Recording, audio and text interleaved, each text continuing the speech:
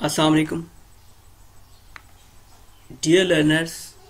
आज का जो हम टॉपिक डिस्कस करेंगे नीबोश के इस लेक्चर के अंदर वो है एलिमेंट 3 का फोर्थ टॉपिक, मतलब एलिमेंट 3.4, और टॉपिक का नाम है रिस्क असेसमेंट।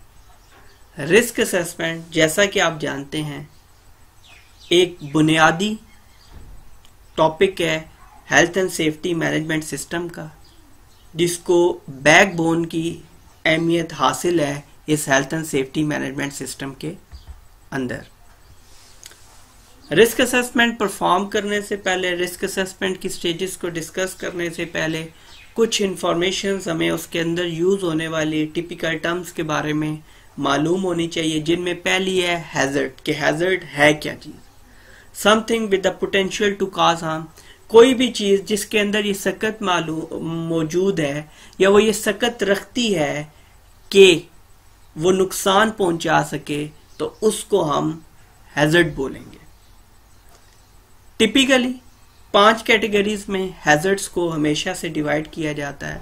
इसके अलावा अगर एलाबोरेट किया जाए तो मजीद इसकी टाइप्स भी मौजूद हैं, लेकिन जनरली जिन टाइप्स को हम कैरी करते हैं उनमें फिजिकल, केमिकल, बायोलॉजिकल और एर्गोनॉमिक हैजर्ड्स मौजूद हैं, और लास्ट में साइकोलॉजिकल नफ्सियाती हैजर्ड खदशा मौजूद है। इन तमाम तर टाइप्स को हम इन डिटेल में आने वाले एलिमेंट्स में डिस्कस करेंगे। रिस्क क्या है? The likelihood of harm occurring in combination with the severity of the forcible harm. मतलब कोई भी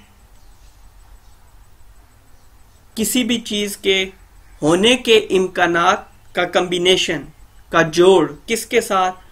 उस चीज के नताइज से, उस चीज की शिद्दत से, उस नुकसान की शिद्दत से, उसे हम रिस्क बोलेंगे। तो बेसिकली रिस्क क्या है? ये कॉम्बिनेशन का नाम है। किस कॉम्बिनेशन का? likelihood of an hazardous event into consequences of or severity of that event। मतलब L is equal to R is equal to L into S। R for risk, L is likelihood, and C is for, and C you can use C instead of S because in some cases we have R is equal to L into C, and in some cases we have R is equal to L into S। मतलब risk combination है likelihood और severity का, या risk combination है likelihood और consequences का। आगे चलते हैं। ये हमारे पास एक ग्रुप एक्सरसाइज है। Consider a specific hazard and discuss in groups the difference between the hazardous properties of the activity, article or substance and the risk of harm occurring। ये जो चीज है, ये आप जिस तरह हम इसके साथ साथ डिस्कशन करते चले आ रहे हैं, इसको लेके चल रहे हैं, तो करना क्या होता है कि हर ग्रुप एक्सरसाइज को आप इंडिविजुअली परफॉर्म करके मेरे साथ शेयर करते हैं, मुझे ईमेल करते हैं या मुझे व्हाट्सएप करते हैं, और उसके ऊपर कमेंट्स का, सजेशन का एक सिलसिला जारी रहता है। आगे हमारे पास आती है रिस्क प्रोफाइलिंग। रिस्क प्रोफाइलिंग क्या चीज है? The process of identifying and assessing the range of risk that threaten an organisation along with recognition of their likelihood and probable impacts, the current risk management controls in place, and the identification and prioritization of further control measure। Risk profiling एक ऐसे procedure का नाम है जिसके अंदर एक ऐसा process है, एक ऐसा अमल है जिसमें हम निशानदेही करते हैं रिस्क की और उनकी असेसमेंट, मतलब उनकी निशानदेही के बाद उनके लिए कंट्रोल मेजर्स अप्लाई करते हैं, और आया ये भी देखते हैं कि इन रिस्क की रेंज क्या है, लो, मीडियम, हाई, या ये ऑर्गेनाइजेशन को किस हद तक नुकसान पहुंचा सकते हैं, या इनके ऑर्गेनाइजेशन के अंदर किस हद तक इम्कानात हैं और ये किस हद तक नुकसानात पहुंचा सकते हैं। इसके साथ साथ रिस्क प्रोफाइलिंग में ये चीज भी देखी जाती है कि ऑलरेडी मैनेजमेंट सिस्टम के अंदर क्या चीजें मौजूद हैं जो इन रिस्क या हैजर्ड्स को आइडेंटिफाई करने में और उनको काबू करने में मावन साबित हो सकती हैं। इसके अलावा इनको इनकी प्रायोरिटी के एतबार से, तरतीब के एतबार, अहमियत के एतबार से तरतीब दिया जाता है। Low risk, high risk, medium risk, which type of risk it is. और मजीद ये कि रिस्क प्रोफाइलिंग ही वो प्रोसेस है जिसके अंदर हम ये देखते हैं कि मजीद बेहतरी के लिए हम कौन से कंट्रोल मेजर्स इस्तेमाल कर सकते हैं। Next, risk assessment. Risk profiling और रिस्क असेसमेंट में आपने डिफरेंस को भी मद्देनजर रखना है। रिस्क असेसमेंट क्या है? The formal process of identifying preventive and protective measures by evaluating the risk arising from a hazard, taking into account the adequacy of any existing controls and deciding whether or not the risk is acceptable. Adequacy basically मुताबिकत को बोलते हैं किसी चीज से। तो ये एक ऐसा फॉर्मल प्रोसीजर है, ये एक ऐसा फॉर्मल प्रोसीजर है जिसके अंदर क्या होगा? ये एक ऐसा फॉर्मल प्रोसीजर है जिसके अंदर हम आइडेंटिफाई करते हैं कि कैसे हैजर्ड से पैदा होने वाले रिस्क को हम अच्छे तरीके से, बेहतर तरीके से काबू पा सकते हैं और ऑलरेडी जो कंट्रोल्स मेजर मौजूद हैं उनकी उन रिस्क कंट्रोलिंग से क्या मुताबिकत है, क्या वो उसके मुताबिक हैं कि जिस तरह के हैजर्ड्स या रिस्क का हमें सामना है, तो आया जो कंट्रोल्स मेजर पहले से मौजूद हैं वो उनको काबू करने के लिए काफी हैं या कि नहीं। रिस्क प्रोफाइलिंग में क्या होगा, ये अब कुछ एग्जांपल्स के साथ जब हम डिस्कस करेंगे तो ये प्रोसेस आपको बहुत बेहतर तरीके से वाज़े हो जाएगा और समझ आएगा। Each organisation will have its own risk profile. तो ये तो अंडरस्टूड बात है कि नेचर ऑफ ऑर्गेनाइजेशन जैसे ही चेंज होगी, risk profiling, risk assessment, health and safety policy और health and safety management system उसी जानिब स्पेसिफिक होके चेंज होगा। और रिस्क प्रोफाइल एग्जामिन क्या देखती है? Risk profile the nature and level of the threads face by the organisation, के जो थ्रेड्स हैं, ऑर्गेनाइजेशन को जो थ्रेड्स हैं उनकी नेचर क्या है, वो किस तरह के हैं और किस लेवल पे हैं, उनका लेवल हाई है, लो है, मीडियम है, क्या है। The likelihood of those adverse effects occurring, और उन जो आपके बदतरीन असरात हैं उनके इम्कानात क्या हैं। The level of disruption and cost associated with each type of risk, और हर होने वाला रिस्क जो है उसके साथ कॉस्ट क्या इन्वॉल्व है। डिस्ट्रप्शन, काम के लिए कैसे रुकावट बनेगा, और कॉस्ट, उसमें कितना हमें फाइनेंशियली लॉस हो सकता है। The effectiveness of controls in place to manage those risk, और जो कंट्रोल्स वहां पे मौजूद हैं वो उन रिस्क को मैनेज करने के लिए किस हद तक कारआमद हैं। Risk profiling, the outcome of risk profiling will be that the right risks have been identified and prioritized for action, the right control measures have been identified and implemented, and minor risks have not been given a disproportionate priority. तो risk profiling का मकसद क्या हुआ? तो outcome of risk profiling ये है कि हम सही तरह से रिस्क की निशानदेही करें, उनको उनकी नोयत के एतबार से, अहमियत के एतबार से उनको लिस्ट आउट करें और उनके लिए दुरुस्त इक़दामात, दुरुस्त कंट्रोल मेजर्स क्या हैं उनकी निशानदेही की जाए और उन कंट्रोल मेजर्स को वहां पे इम्प्लीमेंट किया जाए। और याद रखा जाए कि ऐसी सूरत में माइनर रिस्क जिनसे कोई इतना बड़ा खतरा या खदशा लाक नहीं है, उनको इस रिस्क प्रोफाइलिंग के अंदर आप जरूरत से ज्यादा अहमियत या जरूरत से ज्यादा हिस्सा नहीं देंगे। रिस्क प्रोफाइलिंग में प्रोसेस क्या होगा? The risk profiling process, number 1, identify the risk that threaten the organisation. पहली तो बात यह है कि जो चीजें ऑर्गेनाइजेशन के लिए खतरे का सबब हैं, खतरे का बायस हैं, उन रिस्क को आइडेंटिफाई करें। Identify the health and safety impacts and the business impacts associated with each thread. Health and safety impact क्या होगा, और दूसरा, इन रिस्क से ऑर्गेनाइजेशन के जो माली मामलात हैं वो किस तरह से असरअंदाज हो सकते हैं। Identify how well each thread is control, और इस बात की भी निशानदेही करें कि आया अगर ये खतरात लाहक हैं हमें, तो किस हद तक हमने इन खतरात के ऊपर काबू पाया हुआ है।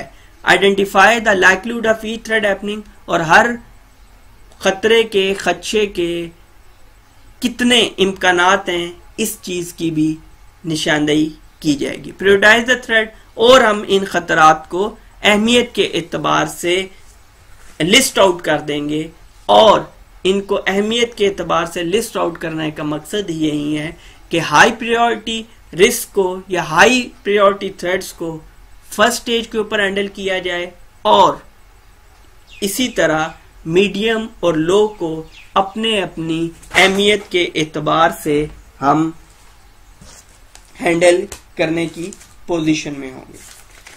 नेक्स्ट ये हमारे पास आता है पर्पस ऑफ रिस्क असेसमेंट, कि रिस्क असेसमेंट का मकसद क्या है। टू प्रिवेंट, अब इसका मेन मकसद है डेथ एंड पर्सनल इंजरी। इसका मकसद है कि काम के दौरान वर्क प्लेस के ऊपर जाती नौयत की ना तो कोई इंजरीज हो, ना ही वहां पर कोई कैजुअलिटीज या अमवात वहां पर हो। Other types of loss incident, breaches of statute law, और ये एक ऑर्गेनाइजेशन में एक्सीडेंट या इंसिडेंट का होना लॉ की, कानून शिकनी भी है कि वहां पर इस चीज को मुजरमाना फेल समझा जाएगा अगर हेल्थ एंड सेफ्टी, अगर रिस्क असेसमेंट की गई है, अगर इस रिस्क असेसमेंट परफॉर्म नहीं की गई और कानून को तोड़ा गया है, तो ऐसी सूरत में हमें नुकसान होगा। तो रिस्क असेसमेंट का बुनियादी काम भी ये है कि ये लीगली लोगों को बाउंड करे कि वो कानून शिकनी की तरफ न जाएं। द कॉस्ट ऑफ लॉस, जाहिर बात है जब आपके एक्सीडेंट्स होंगे, इंसिडेंट्स होंगे, तो माली तौर पर एक ऑर्गेनाइजेशन को बहुत ज्यादा नुकसानात फेस करने पड़ते हैं। अगर हम रिस्क असेसमेंट प्रॉपरली परफॉर्म करेंगे तो कॉस्ट ऑफ लॉस जो है वो ऑटोमेटिकली कंट्रोल होगी।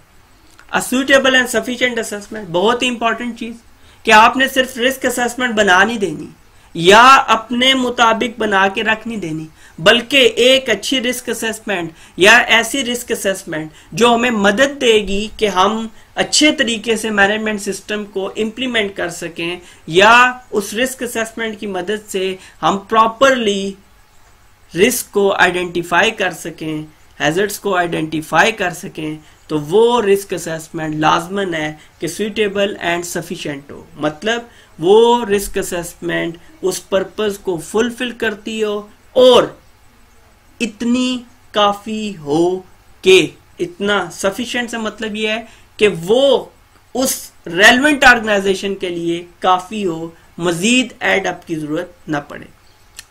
आइडेंटिफाई सिग्निफिकेंट रिस्क, जो रिस्क सिग्निफिकेंट है, वाज़ेह हैं, अलामती हैं, जो हमें ज्यादा नुकसान पहुंचा सकते हैं, आप उनकी निशानदेही कीजिए।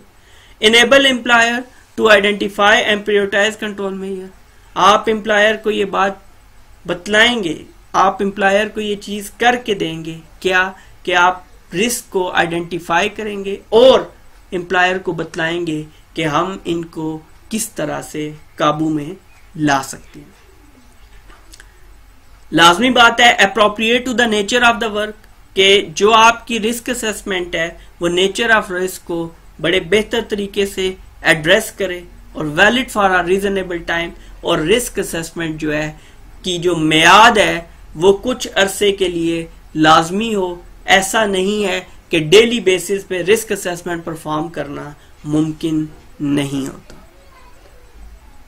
ग्रुप एक्सरसाइज जी, ये आप राइट डाउन करेंगे। राइट डाउन करने के बाद तरीका वही है, आपने ये तहरीर करने हैं। तहरीर करने के बाद आप इसको वर्ड फाइल में बेशक कन्वर्ट कर लें, पीडीएफ फाइल में आप सेंड कर सकते हैं मुझे। इस एक्सरसाइज में आपने इंटरनल और एक्सटर्नल जो सोर्सेज हैं ऑर्गेनाइजेशन के लिए, ठीक है, उनके ऊपर कि जिनसे आप इंफॉर्मेशन कलेक्ट कर सकते हैं वो क्या होंगे, आप उनको लिस्ट आउट करेंगे। लिस्ट आउट करने के बाद उसको राइट डाउन करने के बाद आप मेरे साथ उसको शेयर करेंगे। नेक्स्ट जी, आपके पास बड़ा ही इंपॉर्टेंट टॉपिक और इसकी स्टेजेस हमारे पास मौजूद हैं या स्टेप्स हमारे पास मौजूद हैं।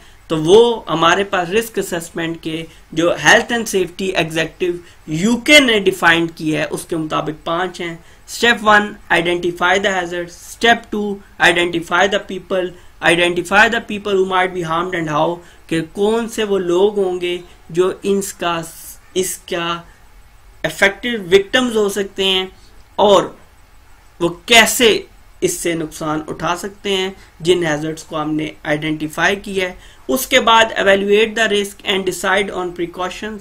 आप रिस्क की सही तरह से एवेल्युएशन करेंगे कि क्या किस तरह के रिस्क हैं, किस प्रायोरिटी के रिस्क हैं और कौन से कंट्रोल मेजर्स इनके लिए बेस्ट रहेंगे। और step 4 record the significant findings and implement. और स्टेप 5 हमारे पास आता है review and update as necessary. सबसे पहले जी, आइडेंटिफाई द हैजर्ड्स।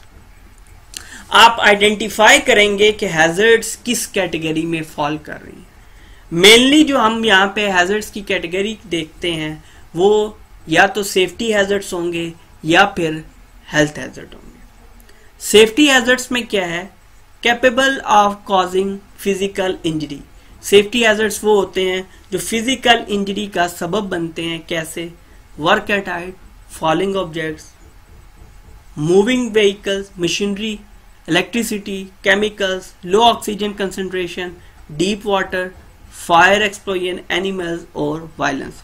जबकि हेल्थ में क्या होगा, capable of causing occupational diseases और इल हेल्थ, जिसकी वजह से हमें बीमारियां वाक़ होंगी। तो वो फिजिकल, केमिकल, बायोलॉजिकल, एर्गोनॉमिक और साइकोलॉजिकल हैजर्ड्स होंगे।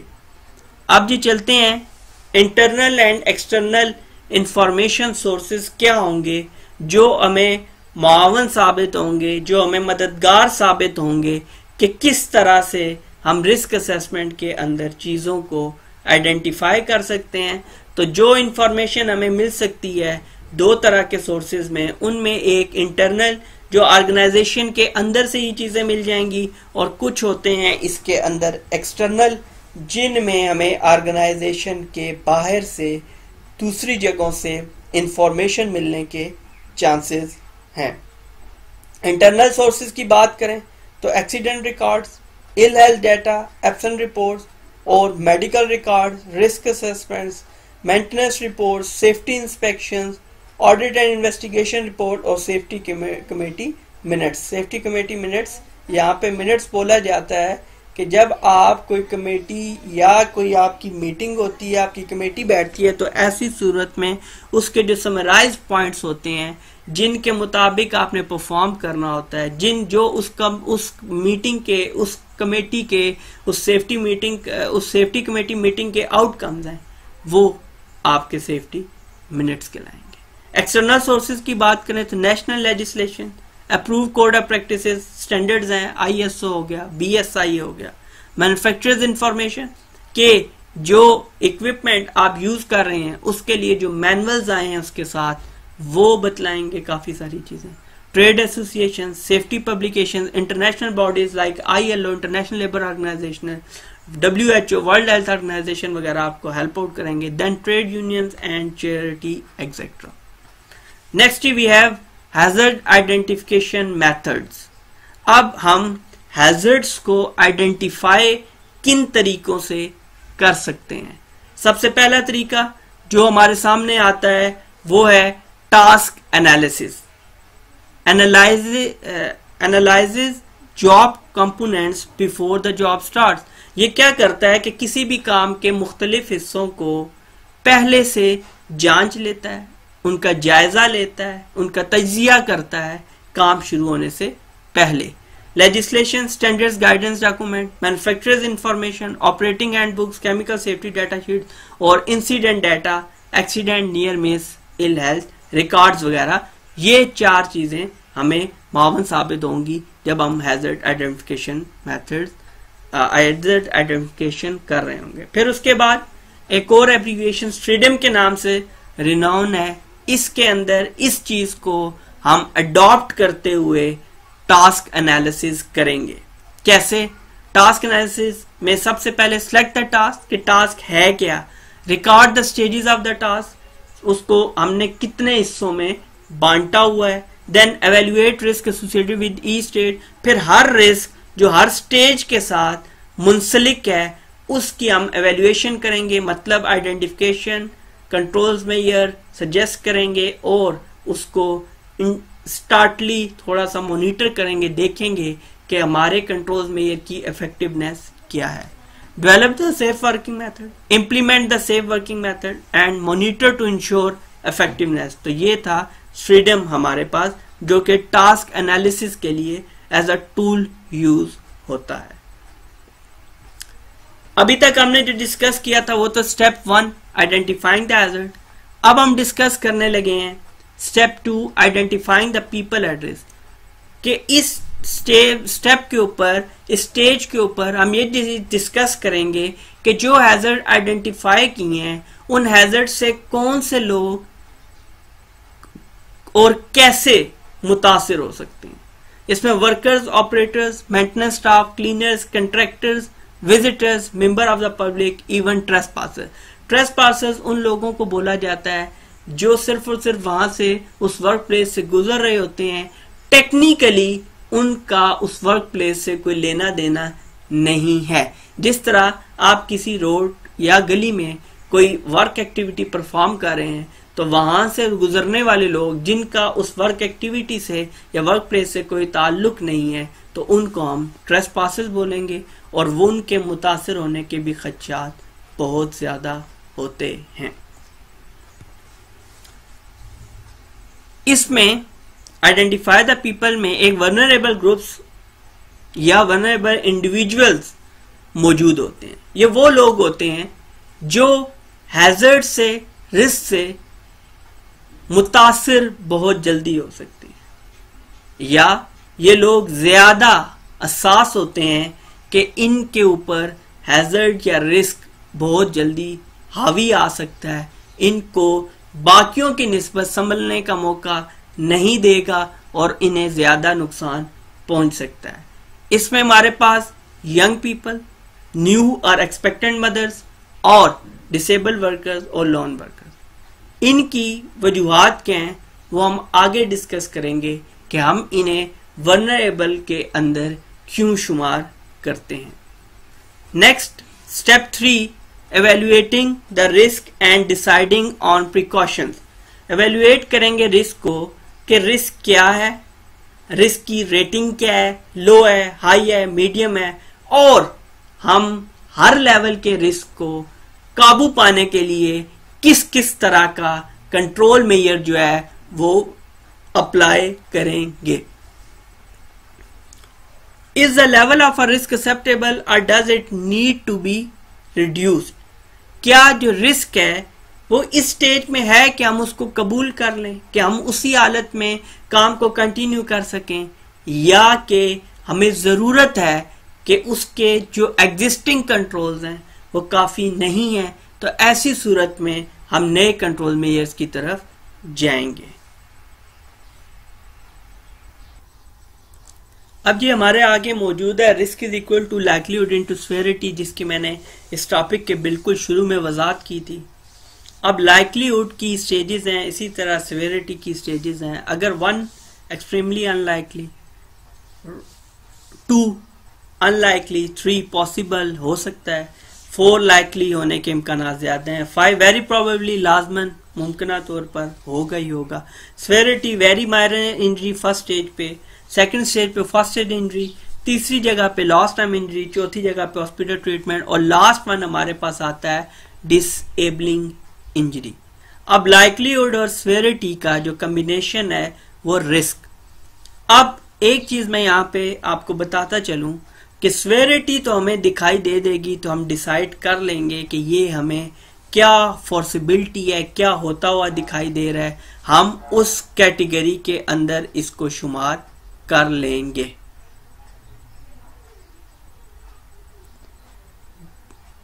जबकि लाइक्लीहुड को कि एक्सट्रीमली अनलाइकली कैसे पता चलेगा? तो इसका आसान सा हल है कि अगर किसी चीज के होने के इम्कानात एक में से 10 लाख में से एक हैं, मतलब कि 10 लाख वर्कर एम्प्लॉयज काम कर रहे हैं और एक इंजर्ड होता है, एक एक्सीडेंट का शिकार होता है, तो वो एक्सट्रीमली अनलाइकली होगा, तो वो 1 आवर 1 मिलियन होगा। इसी तरह अनलाइकली 1 आवर 1 लाख होगा। इसी तरह पॉसिबल 1 आवर 10,000 होगा और लाइकली होगा 1 आवर 1000, जबकि वेरी प्रोबेबली की स्टेज के ऊपर ये रेशो 1 आवर 100 पे चली जाएगी। इस लाइक्लीहुड और स्वेरिटी को हम एवेल्युएट करते हैं इस रिस्क मैट्रिक्स की मदद से, जिसको 5x5 मैट्रिक्स भी बोला जाता है और रिस्क मैट्रिक्स भी बोला जाता है।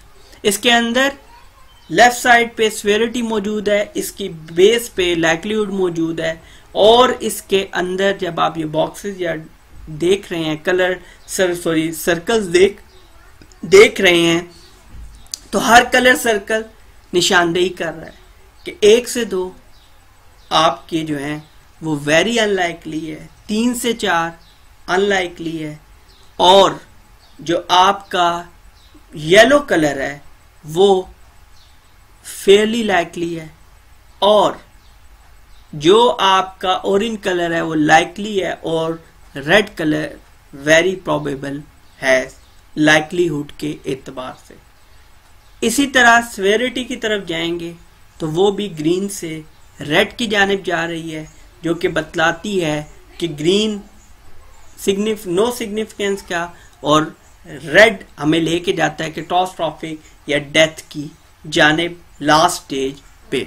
रिस्क मैट्रिक्स का जो मेथड है ज्यादातर लोगों को पता होगा, ज्यादातर क्या तकरीबन सभी लोगों को पता होगा, क्योंकि मैथमेटिक्स में मैट्रिसेस हम लाजमन पढ़ के आते हैं, और उसका रूल ये होता है कि उनको बेस और लेफ्ट साइड पे मौजूद चीज को आपस में उसी पॉइंट पे मल्टीप्लाई करके ये मैट्रिक्स कलेक्ट किया जाता है, और इसी तरह से लाइक्लीहुड और स्वेरिटी के लिए जो रिस्क मैट्रिक्स है वो इसी तरह से काम करता है, और इसी तरह से एवेल्युएट करता है कि रिस्क रेटिंग क्या है। Next, general hierarchy of control के अमूमी तौर पर हमारे पास क्या सीक्वेंस मौजूद है, क्या ऑर्डर मौजूद है। हायरार्की बेसिकली एक सीक्वेंस को, एक ऑर्डर को बोला जाता है जिसके अंदर मौजूद कंपोनेंट्स को हम अपनी मर्जी के मुताबिक चेंज नहीं कर सकते।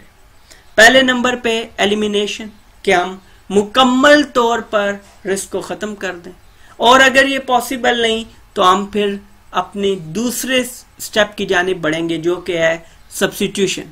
सब्स्टिट्यूशन के अमल में हम मुतबादिल इख्तियार करते हैं, जैसा कि अगर हम किसी भी जगह पे एक टॉक्सिक केमिकल यूज कर रहे हैं, हम कोशिश करेंगे कि अगर हमें ये मटेरियल यूज ही करना है तो हम कोशिश करेंगे कि लेस टॉक्सिक मटेरियल को वहां पर एज अ सब्स्टिट्यूशन यूटिलाइज किया जाए।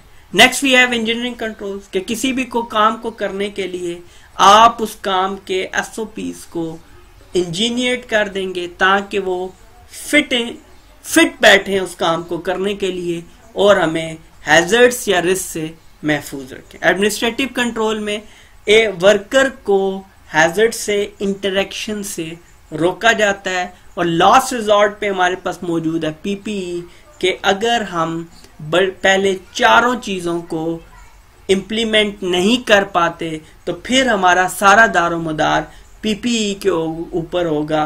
PPE से मुराद पर्सनल प्रोटेक्टिव इक्विपमेंट, जाती हिफाजत के आलाजात, जैसा कि हेड सेफ्टी के लिए हेलमेट, आपकी फुट सेफ्टी के लिए बूट, हैंड सेफ्टी के लिए ग्लव्स आपकी फेस सेफ्टी के लिए फेस शील्ड, और इसी तरह आपकी आंखों की सेफ्टी के लिए गॉगल्स, ग्लव्स और कानों सुनने की सेफ्टी के लिए ईयर मफ या ईयर डिफेंडर्स का इस्तेमाल। आगे चलते हैं। जो चीज मैंने इधर डिटेल में डिस्कस की उसी चीज को थोड़ा सा इलाबोरेट करके डिस्कस किया गया है। जैसे एलिमिनेशन, आप किसी भी हैजर्ड को, किसी भी रिस्क को मुकम्मल तौर पर खत्म कर दें। सब्स्टिट्यूशन भी वही। इंजीनियरिंग कंट्रोल्स में जो चीजें आती हैं उनमें आइसोलेशन, टोटल इनक्लोजर, कि आप किसी भी खतरनाक चीज को वर्क प्लेस से अलग कर सकते हैं। टोटल इनक्लोजर, किसी भी चीज को आप मुकम्मल तौर पर बंद कर सकते हैं, जिस तरह गार्ड रेल नहीं, सिर्फ जो गार्डिंग सिस्टम होता है जिसके तहत आप किसी चीज को गार्ड कर देते हैं या किसी चीज को पूरे का पूरा कवर कर सकते हैं, तो वो सारे का सारा इन सेफ्टी डिवाइसेस वगैरह में शुमार होगा। जब तक टोटल इनक्लोजर की जहां तक बात है तो इसमें किसी चीज को मुकम्मल तौर पर बंद कर देना। फॉर एग्जांपल कि अगर आप देखते हैं एक मोटर के साथ बेल्ट है और आपको निप इन का खर्चा है कि आपका हाथ बीच में आ सकता है, ये ऐसा कोई प्रॉब्लम क्रिएट हो सकता है, तो आप मोटर के बेल्ट वाले पोर्शन को इनक्लोजर में ले जाएंगे। सेपरेशन अलग करने के लिए, सेग्रीगेशन भी जुदा करने के लिए। पार्शियल इनक्लोजर में आप किसी चीज को पूरी तरह पे, जिस चीज के हैजर्ड्स हैं, ये रिस्क है, बजाय इसके आप पूरे का पूरा, और ये अफेक्ट कर रहा है कि अगर आप पूरे का पूरा इनक्लोजर करते हैं तो आप वर्क एक्टिविटी को प्रॉपरली परफॉर्म नहीं कर सकते, तो ऐसी सूरत में आप पार्शियल इनक्लोजर की तरफ जाएंगे। फिर इसके बाद सेफ्टी डिवाइसेस जैसे ट्रिप डिवाइसेस, गार्डिंग सिस्टम, ये हम इंशाल्लाह ताला अगले आने वाले एलिमेंट्स के अंदर डिस्कस डिटेल में करेंगे जब हम मशीन मैकेनिकल हैजर्ड और नॉन मैकेनिकल हैजर्ड्स को डिस्कस करेंगे।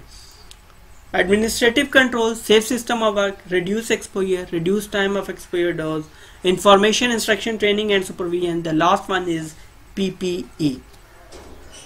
PPE के बाद जो टॉपिक बहुत ज्यादा अहमियत का हामिल है वो है सेफ्टी साइंस। एक वर्क प्लेस के ऊपर जो फर्स्ट चीज, जो पहली चीज किसी भी बंदे को, चाहे वो सेफ्टी जानता है या नहीं जानता, उसको जो फर्स्ट इम्पैक्ट या फर्स्ट इंप्रेशन जो चीज देती है कि ये ऑर्गेनाइजेशन हेल्थ एंड सेफ्टी पे ऊपर कितना अमल पैरा है या कि नहीं है, तो वो होते हैं सेफ्टी साइंस। और इन सेफ्टी साइंस के अंदर हमारे पास 5 तरह के सेफ्टी साइंस हैं।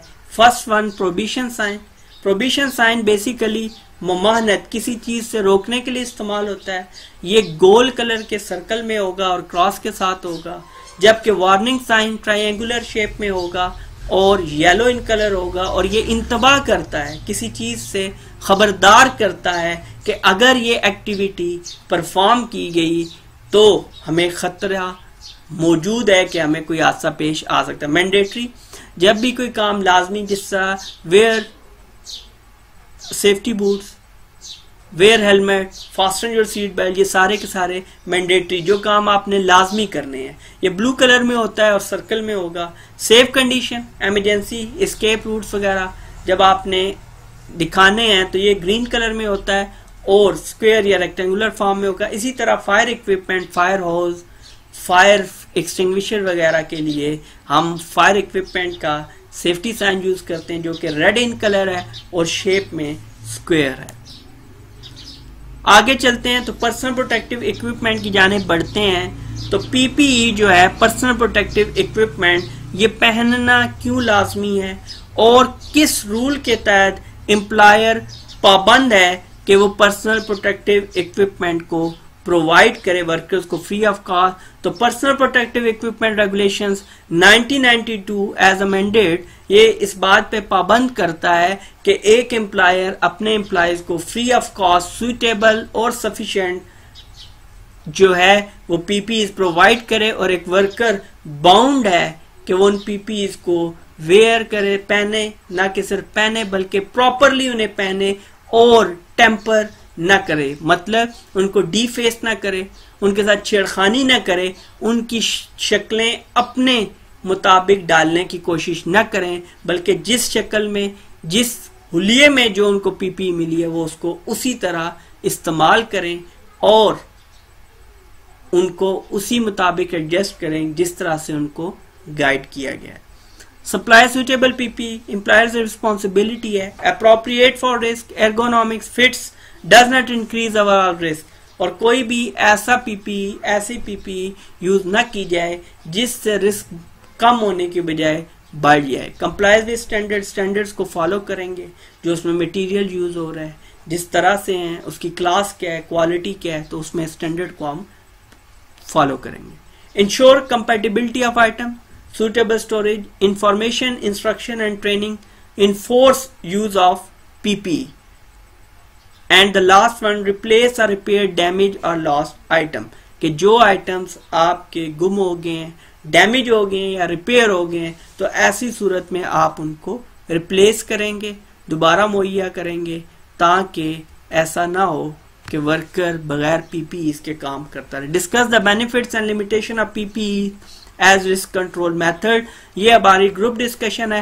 ग्रुप डिस्कशन में ये मेरिट्स और लिमिटेशन है, लेकिन मैं यहाँ पे ये मेरिट्स और लिमिटेशन स्किप करके आगे जा रहा हूँ, क्योंकि ये आपकी एक्टिविटी है इंडिविजुअल्स की कि आप लोग ये मेरिट्स और डीमेरिट्स, मुझे कोई फर्क नहीं पड़ता, आप देख के लिखें कहीं से भी, लेकिन ये आपकी एक्टिविटी है कि आपने पर्सनल प्रोटेक्टिव इक्विपमेंट पीपीई के लिमिटेशंस, मेरिट्स मतलब लिमिटेशन, डीमेरिट या डिसएडवांटेजेस आपने तहरीर करके रिटन फॉर्म में मुझे भिजवाने हैं। क्या चीज? दोनों चीजें, merits and limitations of PPE, ये आप करके लाजमी मेरे साथ शेयर करेंगे। और शेयर करने का तरीका क्या है? वो वही तरीका है कि आप मुझे ईमेल कर सकते हैं, आप मुझे व्हाट्सएप कर सकते हैं। Next we have use of guidance and legal standards. अब जो लीगल स्टैंडर्ड्स या गाइडेंस है उसको हम कैसे, ये पीपीई के हवाले से है। तो use of a risk matrix can help provide clarity, can set internal risk level that require action with in set time scale, legal requirements override the findings of a risk assessment even if the risk is low, if the law requires it then it must be done. हाँ, अगर आपको बार बार ये बात की गई कि risk का proportion ये रखना है या लो रिस्क जो है उनको प्रोपोर्शन ज्यादा नहीं देना, लेकिन अगर बाय लॉ रिक्वायरमेंट मौजूद है तो फिर लो रिस्क को भी वहीं पर उसी तरह से आप डील करेंगे जिस तरह से आप हाई और मीडियम रिस्क को डील कर रहे हैं। Applies also to semi legal course of practice, guidance can also assist. तो जो भी गाइडेंस डॉक्यूमेंट्स वगैरह होंगे आप उनकी हेल्प लेके आप उसी सूरत में इसको एवेल्युएट कर सकते हैं। अब ये रिस्क की कुछ टाइप्स हैं। रिस्क की जो टाइप्स हैं वो हमने उनकी नेचर के पॉइंट ऑफ व्यू से हमने उनको डिवाइड किया। जिस तरह पहले नंबर पे आता है रेजिडुअल रिस्क। रेजिडुअल रिस्क वो है the risk level we are left with after control have been implemented, के इंटरम इब्तदाई या ऑलरेडी जो कंट्रोल्स अप्लाई किए हैं उनके बावजूद, मतलब कंट्रोल मेजर्स लेने के बावजूद आपका रिस्क जो बाकी रह जाता है उसको हम रेजिडुअल रिस्क बोलेंगे। एक्सेप्टेबल रिस्क वो होता है जिसको हम risk has been reduced to an adequate level के जिसके साथ हम काम करने पे राजी हो जाते हैं कि ये रिस्क हमें नुकसान नहीं पहुंचाएगा। Tolerable risk, not acceptable but can live with it for a short period of time with interim controls. Tolerable risk acceptable नहीं होता, लेकिन हम इंटरम कंट्रोल इब्तदाई या वक्ती कुछ कंट्रोल्स अप्लाई करके हम काम कर लेते हैं। Unacceptable risk is too high, तो ऐसी सूरत में हम कभी भी काम परफॉर्म नहीं करेंगे। नेक्स्ट जी, step 1 we have discuss identify the hazards. Step 2 we discuss identify the people who might be harmed and how. Step 3 evaluate the risk. Step 4 record significant findings and implementing। मतलब ये है जी कि अब आपके पास जो चीजें आ गई हैं वो आप हवा में या वैसे नहीं रख सकते, आप जुबानी कलामी याद नहीं रख सकते, बल्कि आपको लाजमन वो रिकॉर्ड के लिए तहरीरी शक्ल में अपने पास महफूज करनी पड़ेंगी। तो इसके लिए health and safety risk assessment के आपकी जो होते हैं वो टेम्पलेट्स होते हैं, सैंपल्स होते हैं, तो जिनको परफॉर्मे होते हैं, जिनको आप फिल आउट करके एज अ रिकॉर्ड अपने साथ मेंटेन करते हैं।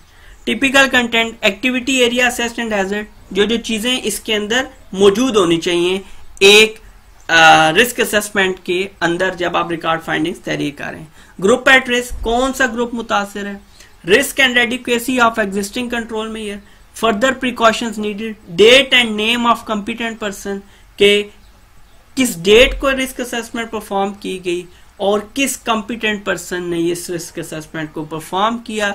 रिव्यू डेट इसलिए लाजमी है कि रिस्क असेसमेंट वर्क प्लेस के ऊपर बहुत सारी चेंजेस आती रहती हैं जिसके नतीजे में हमें उसके अकॉर्डिंगली रिस्क असेसमेंट परफॉर्म करनी पड़ती है। लेकिन जो रिव्यू डेट की बात है तो ऐसी सूरत में जब एक्टिविटी या कोई हम काम लंबे अरसे के लिए कर रहे हैं तो ऐसी सूरत में हम एक पीरियोडिकली डिसाइड कर लेते हैं कि कितने अरसे के बाद हमने रिव्यू लेना है रिस्क असेसमेंट का, तो ऐसी सूरत में हम रिव्यू डेट भी उसके ऊपर मेंशन करेंगे।